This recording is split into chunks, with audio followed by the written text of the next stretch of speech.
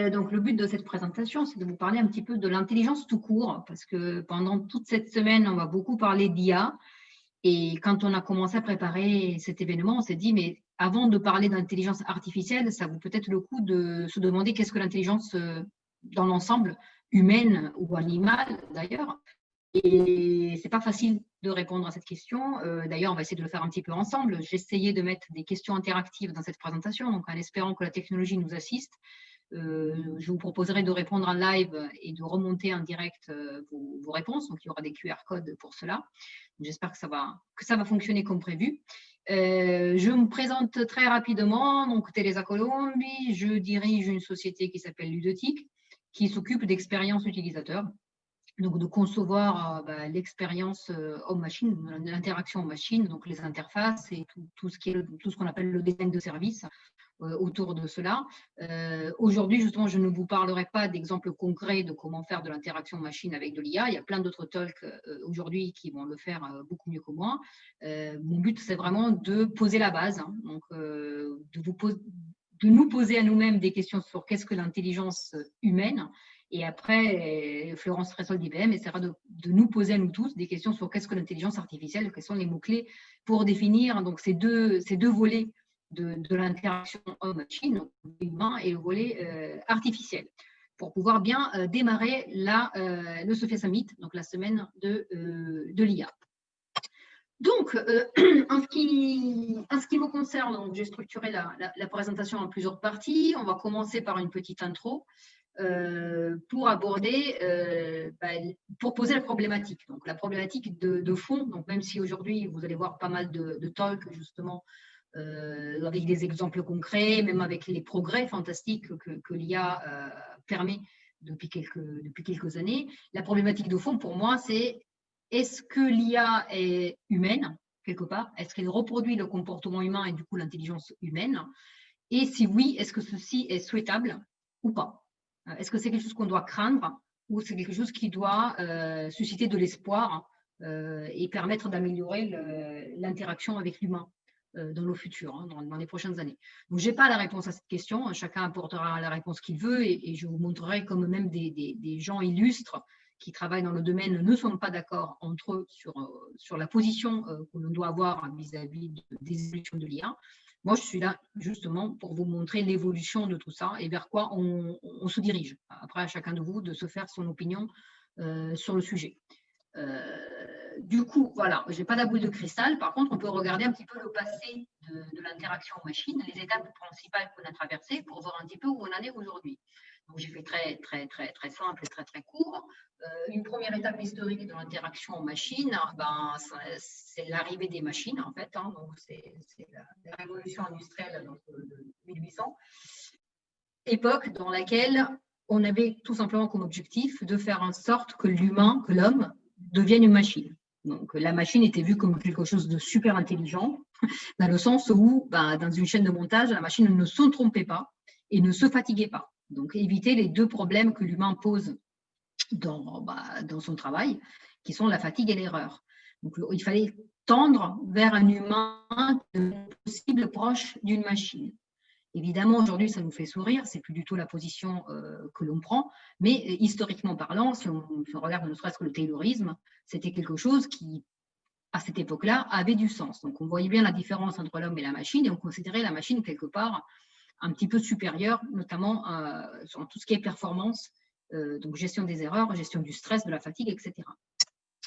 Quelques années après, on va dire grosso modo dans les années 70, on a commencé à changer de point de vue et se dire, mais en fin de compte, on a créé les machines pour nous. Les machines doivent être à notre service. Donc, ce n'est pas l'homme qui doit se plier aux contraintes de la machine, parce qu'en plus, dans les usines de Taylor, il y a un turnover de malades. Hein. Donc, le taylorisme, clairement, ça ne marchait pas.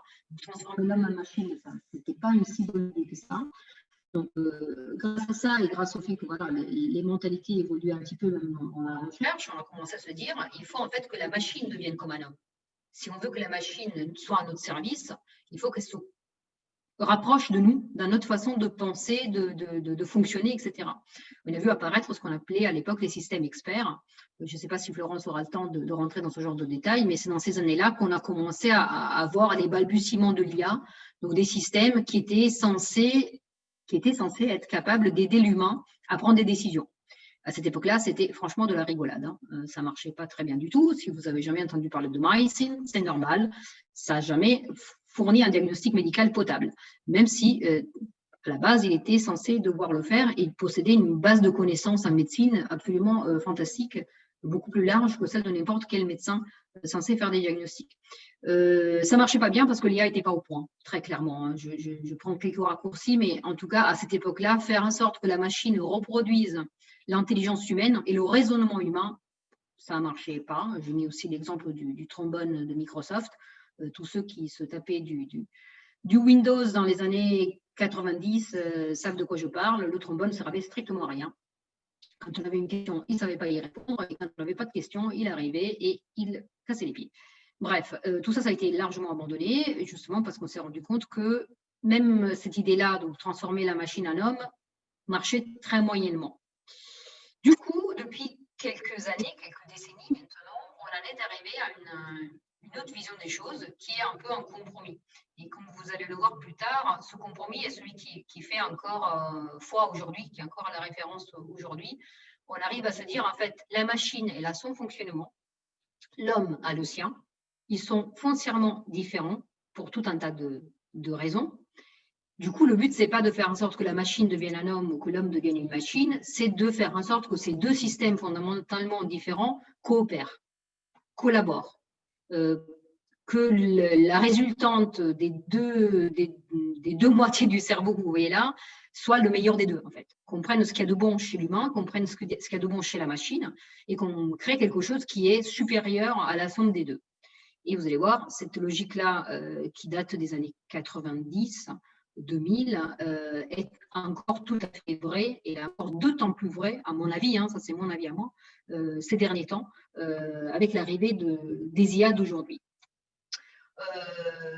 En toile de fond de ces trois étapes historiques, il y avait toujours un même raisonnement qui était un raisonnement qui nous laissait entendre qu'au final, de toute façon, l'humain était plus intelligent que la machine. Hein, et que du coup, la machine pouvait apporter quelque chose, mais que l'humain allait forcément avoir le dessus, ne serait-ce qu'en termes d'intelligence. C'est de moins en moins vrai. C'est ce que la semaine de l'IA va vous faire découvrir. On a aujourd'hui des systèmes qui, pour beaucoup de raisons, ne sont pas idiots du tout. Et du coup, ils se posent pas mal de questions, y compris éthiques, sur, par exemple, la prise de décision. À qui va revenir la prise de décision, à qui va revenir la responsabilité, par exemple, dans le cas d'une erreur dans une usine. Une erreur qui peut avoir des conséquences matérielles, avoir des conséquences humaines. Est-ce que c'est l'humain et son cerveau qui sont responsables ou est-ce que c'est la machine et son cerveau à elle, puisque la machine commence aujourd'hui à posséder des formes d'intelligence plus ou moins poussées. Donc, c'est ce qu'on va voir pendant toute cette semaine. Une fois de plus, je n'ai pas de solution miracle. Je pense que dans le débat, on parlera pas mal aussi de ces aspects-là. En tout cas, on va vers des machines qui sont de plus en plus qualifiables d'intelligentes. Et il faut qu'on arrive à comprendre comment s'en servir au mieux, comment interagir avec, comment tirer parti de ces formes d'intelligence-là. Et du coup, le but de mon talk, c'est justement de définir l'intelligence. Avant d'aller voir les machines en question, les exemples plus ou moins époustouflants de ce qui se fait depuis quelques années, c'est d'essayer de comprendre de quoi on va parler en fait. Parce qu'on va parler beaucoup de IA, mais qu'est-ce que la I déjà? Qu'est-ce que l'intelligence? Et quand on se plonge dans tous ces travaux-là, on se rend compte que c'est très compliqué en fait à définir l'intelligence. Comme toute caractéristique foncièrement humaine, l'intelligence est difficile à cerner, difficile à délimiter, difficile à appréhender, voire à mesurer. Donc déjà, on pourrait commencer par se poser la question, est-ce qu'on est vraiment sûr d'être intelligent? C'est une boutade, hein, mais bon, des fois, on pourrait se demander si c'est vraiment l'intelligence qui nous définit en tant qu'être humain, puisqu'on voit de tout. Mais je ne rentrerai pas plus que ça dans les détails. Je pense que vous avez tous des exemples et des anecdotes dans votre vie qui vous font comprendre comment on peut être des animaux très intelligents et aussi parfois des animaux vraiment très, très bêtes. La première question que je vais essayer de vous poser de manière interactive, c'est une question sur la mémoire. Alors, vous allez avoir deux moyens pour y répondre. Donc, vous voyez normalement à l'écran un QR code. Je vais essayer peut-être de bouger juste un petit peu la barre de partage. Ah, je ne sais pas si je peux bouger la barre de partage. Crotte. J'espère que vous pourrez le scanner, du coup, parce qu'il est un petit peu haut. Est-ce que je peux bouger la barre? Non, je ne pense pas pouvoir bouger la barre. Je vais essayer de bouger le QR code. Bon, on le voit, Teresa. Oui, mais je ne sais pas si on pourra le scanner. Si, apparemment, ça marche. Donc, parce que le bord du haut est légèrement caché. Donc, si vous arrivez à le scanner, c'est l'essentiel. Oui, visiblement, tout le monde arrive à le scanner. Donc, soit vous scannez le QR code, vous tombez sur une page qui vous permet de répondre directement. Si jamais vous n'avez pas le téléphone qui va bien, vous allez sur l'adresse web qui est indiquée, vous tapez le code 49 59 51 2 et pareil, vous pourrez répondre à cette question qui est donc, est-ce que d'après vous, l'intelligence est basée sur la mémoire? Est-ce qu'avoir de l'intelligence, est-ce qu'être intelligent implique fondamentalement d'avoir une très très bonne mémoire. Quand je parle de mémoire à long terme, hein, donc la capacité à stocker une grosse masse d'informations dans nos cerveaux. Donc on a une trentaine de votes qui sont déjà arrivés, on voit clairement une tendance forte. Oui, d'après la plupart des personnes qui répondent, l'intelligence est basée sur la mémoire. Je vous laisse encore quelques secondes. Bon, il y en a un qui a l'honnêteté de dire qu'il ne sait pas. Bravo, je ne sais pas qui c'est, mais il a tout à fait raison. Parce que comme on va le voir, les choses sont beaucoup, beaucoup, beaucoup plus compliquées que ça. Donc là, on en a 3 qui ne savent pas, 10 qui répondent non, 11 qui répondent non et 30 qui disent que oui. Tu as un peu orienté les votes pour je ne sais pas quand même. Eh oui, je vois. Dès que j'ai dit bravo, c'est allez, on va tous voter je ne sais pas. Comme quoi. Donc là, on a une cinquantaine de votes. Bon, ça se rééquilibre un petit peu, mais en tout cas, on peut dire que la plupart des participants pensent que la mémoire est largement responsable de notre intelligence. C'est intéressant comme résultat. Je ne dis pas que c'est complètement faux, mais non, ce n'est pas complètement vrai non plus. C'est-à-dire que oui, si on n'a aucune info stockée dans notre cerveau, on va avoir du mal à avoir les données pour résoudre un problème. Mais le stockage ne sert à rien si on ne sait pas quelles données il va nous falloir aller chercher et pourquoi on va aller la chercher. Donc, avoir une immense bibliothèque, c'est certes très joli, mais potentiellement totalement inutile. Donc, c'est, à mon sens, un prérequis, un préalable. C'est pas quelque chose qui est, à mon avis, une composante fondamentale de la mémoire, mais c'est un prérequis pour pouvoir dire qu'on est intelligent ou pas. Mais vous allez voir, il y a plein de chercheurs qui ont d'autres visions des choses aussi. Hein. Donc, moi, je ne peux que défendre mon propre point de vue. Deuxième question. Est-ce que d'après vous, c'est la rationalité qui nous définirait du coup comme être intelligent? Si ce n'est pas forcément la mémoire qui fait le boulot, est-ce que ça ne serait pas la rationalité? Est-ce qu'un être humain est forcément rationnel? Et du coup, est-ce que c'est ça qui définit notre intelligence? Alors là, les votes pour l'instant sont plutôt pour le non. Il y a toujours la personne qui ne sait pas. C'est bien. Il ne faut pas avoir peur de ne pas savoir. Hein. On ne peut pas tout savoir dans la vie. C'est logique aussi. C'est bien, a priori, l'histoire des votes fonctionne en live de façon assez fantastique. Bon, merci les outils Microsoft. Pour une fois, ils font bien l'affaire. Donc, si ça vous intéresse, c'est juste une petite extension de PowerPoint qui permet de faire ça. Et comme maintenant tous les cours et toutes les confs sont digitales, on essaie de se mettre au pas de la technologie. Sinon, ça, c'est des choses qu'on aurait fait en live, évidemment, si on avait été tous dans la même pièce. Mais c'est rigolo de le faire à distance quand même. Donc là, a priori, c'est quand même assez violent comme résultat. Une grande majorité de la cinquantaine de personnes qui ont déjà répondu considèrent que non, être intelligent n'est pas forcément être rationnel, ou être rationnel n'est pas forcément une caractéristique de l'intelligence, c'est pas quelque chose de nécessaire pour être intelligent. Ça pourrait sembler contradictoire, hein, parce que être intelligent, c'est fournir des bonnes réponses ou des comportements adaptés à une situation. Mais effectivement, la rationalité, je ne dis pas qu'elle n'est pas nécessaire, je dis juste que ce n'est pas quelque chose qui nous définit, en fait, en tant qu'être humain. On est pétri de biais cognitifs. Si ça vous intéresse, j'ai une collègue qui a fait un très très beau billet de blog qui est sur le site Ludotique, sur les biais cognitifs en user research.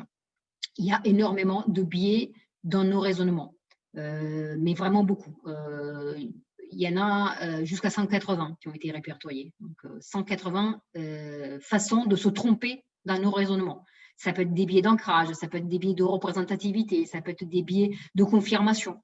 Il y en a énormément et on ne peut pas s'en défaire. Ils sont inhérents à notre façon de réfléchir.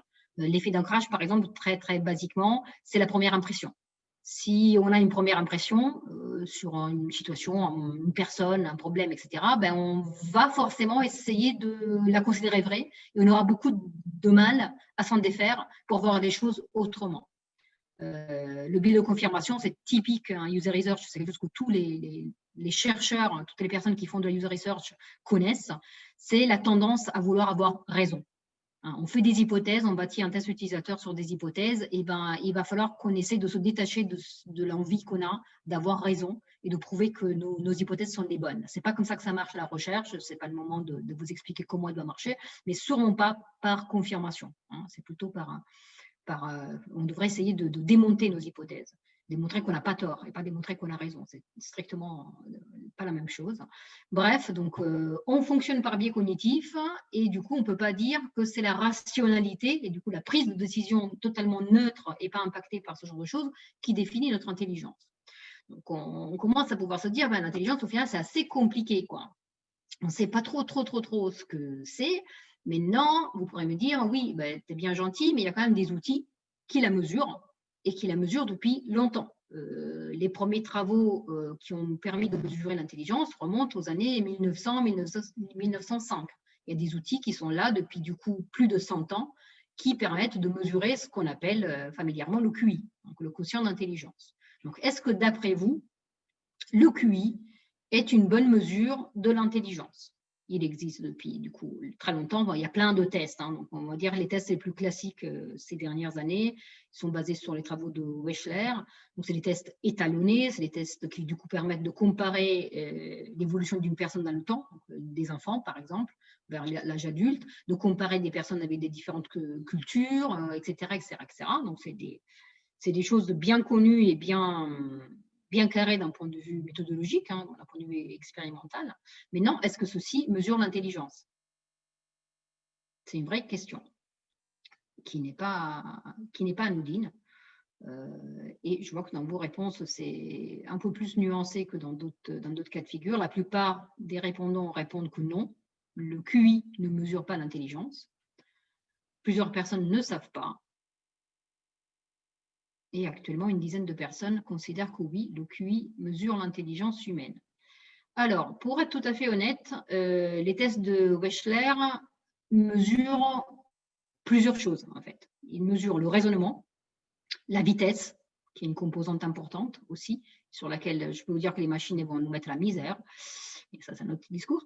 La visualisation dans l'espace, donc la représentation spatiale, la mémoire, la fameuse mémoire, et le vocabulaire. Après, chacun va se faire son opinion sur est-ce que c'est bien que le QI soit basé sur ces dimensions ou pas, est-ce qu'il en faut d'autres? Je peux vous dire que c'est un sujet complexe et sur lequel la communauté scientifique n'a absolument pas tranché. Mais vraiment pas. Il y a énormément d'études sur le sujet. Donc, ce que vous voyez là, c'est la fameuse distribution du QI, ce qui nous permet de nous situer sur une échelle de valeur, enfin une échelle nominale, une gaussienne, une courbe de Gauss, pour savoir si on est plutôt dans la moyenne, si on a une intelligence sous la moyenne ou au-dessus de la moyenne. Donc, c'est très visuel, c'est très sympathique comme ça. Mais concrètement, quand on essaie de décortiquer ce QI et cette notion-là, on se rend compte que, non, je vous la fais courte parce qu'on n'a pas 30 ans à y passer dessus, mais il n'y a pas une intelligence, il y a des intelligences. Il y a des travaux plutôt nombreux qui ont tendance à dire qu'en fait, il y a un facteur G, un facteur d'intelligence générale qui prend en compte la compréhension ou par exemple la fameuse mémoire à long terme, dont je parlais tout à l'heure, et une cohorte de sous-facteurs qu'ils appellent les fonctions exécutives. Donc l'utilisation par exemple de la mémoire de travail, la capacité à planifier, la capacité à raisonner. D'autres chercheurs considèrent carrément que le facteur G n'existe pas. Le facteur G est un artefact, il n'y a qu'une ribambelle de facteurs principaux, et le facteur G, au mieux, c'est la somme de tous ces facteurs principaux. Donc, je vous ai mis juste un des modèles qui existe dans la littérature, qui est relativement récent, donc c'est le modèle de Carroll, qui vous montre donc ce facteur G tout en haut, avec des grandes dimensions et des habiletés cognitives de très bas niveau, qui sont celles donc, qui vont être mesurées par les différents tests psychométriques que l'on peut passer. Donc, et potentiellement, comme des habiletés, il y en a genre 70 de mémoire, il faudrait 70 tests différents pour toutes les mesurer. Donc, c'est compliqué. Et en plus, ce n'est pas statique. Je vais revenir dessus. Du coup, à ce moment-là, est-ce qu'on pourrait dire que tout le monde est intelligent puisqu'il y a 36 000 dimensions dans l'intelligence? Je ne sais pas. Moi, je vais vous dire, je ne sais pas beaucoup de fois. Je ne sais pas. Il y a beaucoup de choses que je ne sais pas sur ce sujet aussi complexe que l'intelligence. Je ne sais pas si tout le monde est intelligent. Ce qui est sûr, c'est qu'un outil standardisé et bien maîtrisé, qui est toujours identique, qui est censé mesurer l'intelligence de tout le monde, à mon sens, ne marche pas forcément très bien. Parce que si on applique la même méthode d'analyse et d'examen à tout le monde, alors qu'on est tous différents, on risque d'avoir des résultats qui ne sont tout simplement pas comparables. Donc, est-ce que ça veut dire que certaines personnes, du coup, ont échoué au test et qu'ils sont stupides? Je ne sais pas. Je vous laisserai répondre à cette question. Et en plus, quand je disais c'est quelque chose de fluide, l'intelligence, c'est quelque chose de variable. En fait, ça, c'est la représentation schématique du fonctionnement de notre cerveau. Je ne vous la détaille pas. Je vous la montre juste pour vous dire que cette organisation-là est largement impactée à tous ces stades, à toutes ces étapes, par l'attention et l'émotion. Donc, je peux avoir un QI de 120 aujourd'hui à un test, et demain, peut être un test tout à fait similaire, pas forcément exactement le même, sinon je me souviendrai des réponses, mais un test tout à fait similaire demain, mais je suis hyper fatiguée, ou je suis hyper stressée, ou je suis déconcentrée pour x, y raison, je n'aurai pas 120. Donc ça veut dire que même mon QI de 120, en fait, ça ne veut rien dire. C'est le QI que j'ai aujourd'hui. C'est peut-être pas le QI que j'aurai demain, ni celui que j'avais hier ou avant-hier. Donc c'est compliqué tout ça. Hein. Bref. Bon, donc le QI, c'est très moyen. Mais non, le seul avantage, c'est que cette notion-là, on l'applique aussi aux machines. Donc, ça nous permet de nous situer un petit peu vis-à-vis des machines. Alors, ça ne vole pas très haut pour l'instant. Aujourd'hui, le QI de Google, des IA de Google, est de 55. 55, sur un adulte, c'est un retard mental quand même. Hein. On est vraiment bien en dessous de la normale. Ou alors, c'est le QI d'un enfant. Ce qui est intéressant, par contre, c'est de voir à quelle vitesse ça progresse. Parce qu'en 2017, il était à 47. Et en 2014, il était à 26. Donc, ça progresse très, très, très vite. On a déjà aujourd'hui des machines qui passent le test de Turing. Donc, le test qui, en fait, les rend incapables à distinguer d'un répondant humain. C'est-à-dire, vous avez un humain qui pose des questions et quelqu'un en face de lui qui répond. Et le but de l'humain, c'est de savoir si la personne qui lui répond, si l'entité qui lui répond est une entité humaine ou une entité artificielle. Donc, si l'entité artificielle ne se fait pas choper, si elle passe pour un humain, elle passe le test de Turing. Et c'est déjà le cas pour plusieurs IA. Ce qui amène pas mal de personnes tout à fait qualifiées, tout à fait intelligentes et tout à fait respectables, comme Bill Gates et compagnie, à nous mettre en garde depuis plusieurs années vis-à-vis des dangers que l'IA va représenter pour la race humaine, pour l'espèce humaine. Plusieurs de ces personnes-là, sans blague, vous disent qu'on sera bientôt des esclaves de l'IA parce que l'IA va nous battre à plat de couture de plein de points de vue et qu'elle sera beaucoup plus puissante et beaucoup plus intelligente que nous dans quelques années. Je vous laisserai réfléchir à tout ça. Je n'ai pas d'avis sur le sujet. Moi, ce que c'est. l'intelligence, avant de savoir si la machine va être plus intelligente que nous. Et on a bien vu que ce n'est pas facile à définir. Donc, souvent, en neuropsychologie, ce qu'on va faire quand un process est trop complexe pour le comprendre, c'est d'aller voir quand il ne marche pas bien. C'est d'aller voir où il y a des pannes. Donc, il y a des modèles, comme celui que je vous présente là, le modèle de Rasmussen, qui modélise l'erreur humaine. Et c'est là où, à mon sens, on a des choses intéressantes. Parce que quand on regarde l'erreur humaine, donc là où l'intelligence n'est pas là, hein, clairement, là où on se plante, on peut commencer à comprendre où est la vraie intelligence. Donc, on a des erreurs de base, des erreurs basées sur un mauvais réflexe. Par exemple, je suis en train de faire le café le matin et au lieu de mettre du sucre dedans, je mets du sel. Parce que je suis moitié insuquée et que j'ai vu une poudre blanche sur mon plan de travail et que, voilà, par mégarde, j'ai mis du sel dans mon café. Ça, c'est des erreurs pas très graves et qui sont basées sur une réponse sensorimotrice automatique mal choisie. Ça, c'est des erreurs basiques. Ensuite, on a des erreurs un peu plus complexes, des erreurs où j'ai appliqué la mauvaise règle. C'est un if-then qui n'a pas bien marché. Je suis partie d'une hypothèse et j'ai mal appliqué la règle pour résoudre le problème. Donc ça, c'est des erreurs qu'on fait clairement tous les jours et que les machines font également. Hein. Ça peut tout à fait arriver qu'on applique une mauvaise règle parce qu'on a mal été programmé en tant que machine. Hein. La machine, elle ne décide pas d'appliquer une règle. C'est toujours l'humain qui est derrière au jour d'aujourd'hui. Et puis, on a les erreurs les plus intéressantes, c'est là où je vais vous emmener, c'est des erreurs dans lesquelles on se trompe parce qu'on n'a pas le cadre mental, on n'a pas la compétence, la connaissance pour résoudre ce problème. Il nous manque le niveau de raisonnement suffisamment élevé pour comprendre les caractéristiques du problème et trouver la bonne solution. C'est ça les vrais problèmes, les vrais échecs de l'humain. Et du coup, c'est là où, à mon sens, se trouve la vraie intelligence. Elle se trouve, à mon sens, une fois de plus, hein, je ne dis pas que je suis un spécialiste mondialement reconnu, mais c'est mon interprétation, c'est dans la capacité à raisonner de façon abstraite, à raisonner à un niveau qui est bien au-dessus de la couche de complexité du problème X qu'on a devant les yeux.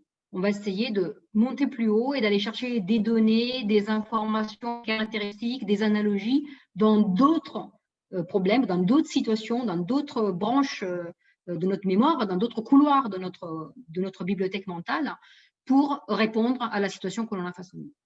Et l'imagerie fonctionnelle, ces dernières années, met en lumière quelque chose qui, à mon sens, soutient cette vision-là, parce qu'elle montre bien que face à des problèmes complexes, ce n'est pas une zone cérébrale qui s'allume, c'est un ensemble de zones cérébrales. Donc, il semblerait que ce qui compte, ce n'est pas une zone spécialisée, comme par exemple on a des aires du langage. Hein, les aires du langage sont très précises dans notre cerveau, les aires visuelles, etc. L'intelligence dépend de la capacité de notre cerveau à allumer plusieurs zones cérébrales en même temps et du coup à les connecter correctement. Donc, ce qui compte en gros, c'est les connexions synaptiques. Et là, je pense que ça va faire écho avec le talk du collègue Vincent Giraudon.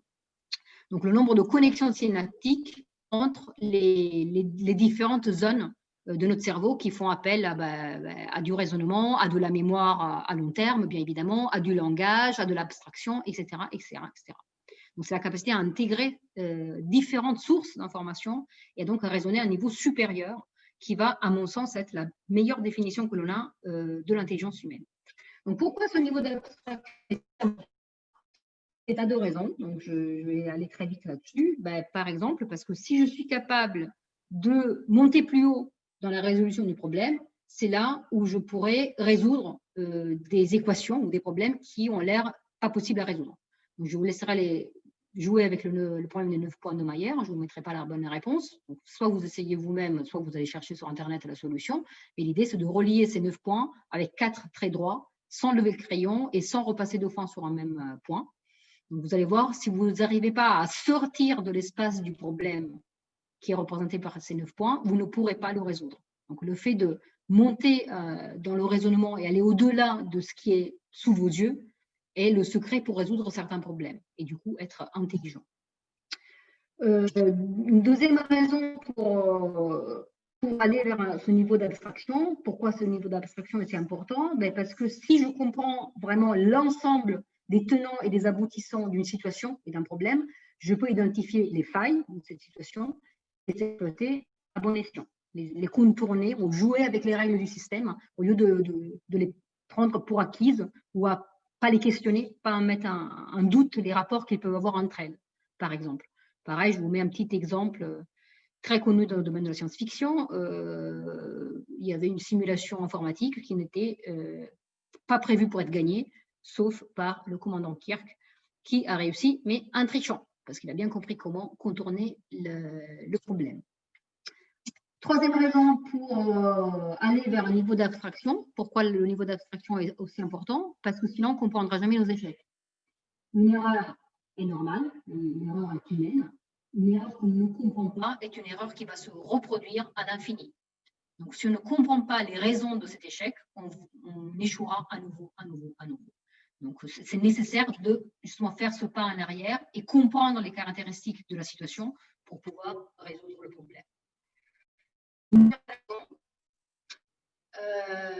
Pourquoi l'abstraction est importante? Parce que ça nous permet de prendre en compte des éléments de la situation qui ne sont pas forcément si explicites que ça, comme le contexte, comme les caractéristiques de notre interlocuteur, afin de communiquer efficacement.